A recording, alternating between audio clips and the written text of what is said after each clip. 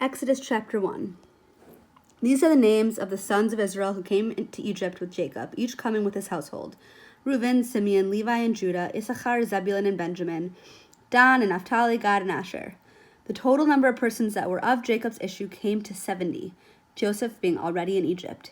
Joseph died, and all his brothers, and all that generation. But the Israelites were fertile and prolific. They multiplied and increased very greatly, so that the land was filled with them. A new king arose over Egypt who did not know Joseph, and he said to his people, "Look, the Israelite people are much too numerous for us. Let us deal shrewdly with them, so that they may not increase. Otherwise, in the event of a war, they may join our enemies in fighting against us and rise from the ground." So they set taskmasters over them to oppress them with forced labor. They built garrison cities for Pharaoh, Pithom, and Ramses. But the more they were oppressed, the more they increased and spread out, so that the Egyptians came to dread the Israelites.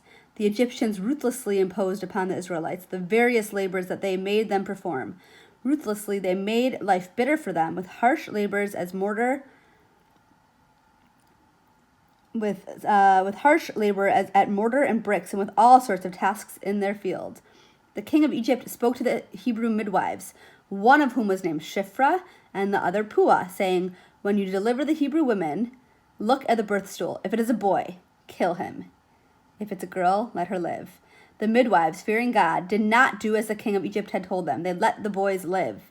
So the king of Egypt summoned the midwives and said to them, "Why have you done this thing, letting the boys live?" The midwives said to Pharaoh, "Because the Hebrew women are not like the Egyptian women. They are vigorous. Before the midwife can even come to them, they have given birth."